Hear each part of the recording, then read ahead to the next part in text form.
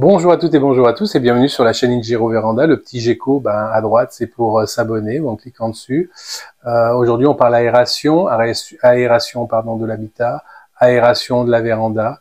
L'aération, c'est quelque chose de très très important. Vous savez que tous les matins, il faut normalement ouvrir ses fenêtres 5, 10, 15 minutes pour ventiler, remplacer l'air vicié par un air neuf de l'extérieur.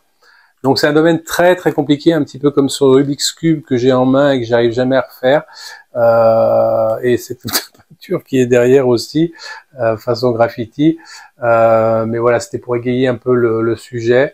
Donc on parle d'aération parce que c'est très important et ça c'est dans quelques secondes et c'est sur Ingiro Véranda.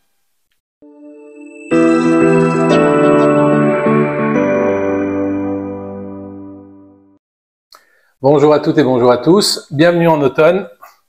Et on le sent, l'air qui rentre dans l'habitation est plus frais que d'habitude. On a eu un bel été, mais là c'est plus frais. Donc je vous parle d'aération aujourd'hui parce que c'est obligatoire dans l'habitation.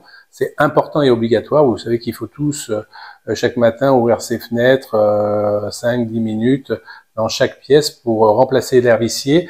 Il y a un système qui est en place et obligatoire sur chaque fenêtre, c'est une prise d'air constante avec un système de membrane. C'est des petites réglettes plus longues que hautes, souvent en plastique et qui se fondent dans la menuiserie. Elles sont noires, blanches ou couleur bois. Et l'air peut rentrer, pas trop sortir. Et vous avez ensuite un extracteur d'air.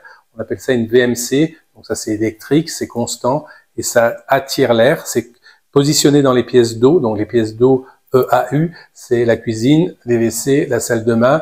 Pourquoi dans les pièces d'eau? Parce que c'est là que ça génère le plus d'eau et de vapeur, avec les douches, avec la cuisine vapeur et ainsi de suite. Donc ça c'est obligatoire, sauf si vous avez une double flux. Alors là, la double flux, c'est un système plus économique, un investissement plus lourd, mais plus économique, puisqu'en fait on se sert de l'air chaud de la maison qui a déjà été chauffé et qui va être extrait à l'extérieur, mais avant de partir directement à l'extérieur, elle passe dans un système qui va un peu la mélanger, mais sans qu'elle se touche, avec l'air frais qui rentre, et lui va être réchauffé, et donc on rentre plutôt de l'air moins fraîche que celle qu'on récupère directement dehors. Mais au moins, on a de l'air neuf et l'humidité part, et donc on a des maisons plus saines ainsi, et sachez que, je vous le dis, dans l'habitation, c'est obligatoire. Donc, pour la véranda, important de prévoir des ventilations. Pourquoi? Parce que, au même titre que d'autres pièces, on y met des plantes, on y met des fois un aquarium, donc il y a toujours, on fait des repas, et donc ça génère de l'humidité. Il faut savoir que quelquefois la véranda, c'est la pièce qui va avoir le plus de fluctuations de température. Donc quand elle descend en température la nuit, eh ben elle va capter en fait l'humidité de la maison naturellement, parce que l'humidité est attirée par les parties les plus froides. Et après, dès qu'elle va se réchauffer ou qu'un chauffage va se mettre en route, il n'y aura pas de problème. Après, si vous chauffez constamment votre véranda, comme je le fais moi, il n'y a aucun problème. Et c'est bien quand vous partez en vacances de pouvoir vous dire, tiens, j'ouvre en bas, j'ouvre en haut, à l'opposé, et j'aurai une circulation d'air et ça va se renouveler plus rapidement. On imagine qu'en période caniculaire, c'est mieux pour protéger des plantes. Donc voilà, soyez vigilants avec les aérations parce que c'est obligatoire. Pensez à ventiler votre maison, même manuellement, c'est pas du luxe.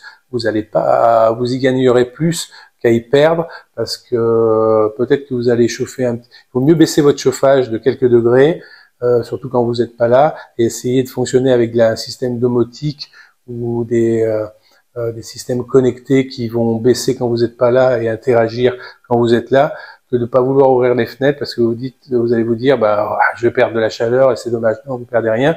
Vous amenez de l'air frais et ensuite la mécanique électrique que l'on appelle VMC fera le reste.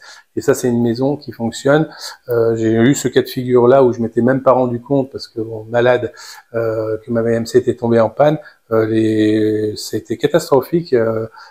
Et quelquefois, on ne le voit pas tout de suite parce que ça se passe derrière des parois et à des endroits, par exemple au nord, où les murs sont les plus froids et l'humidité se dépose là et il faut refaire un mur complètement quelquefois.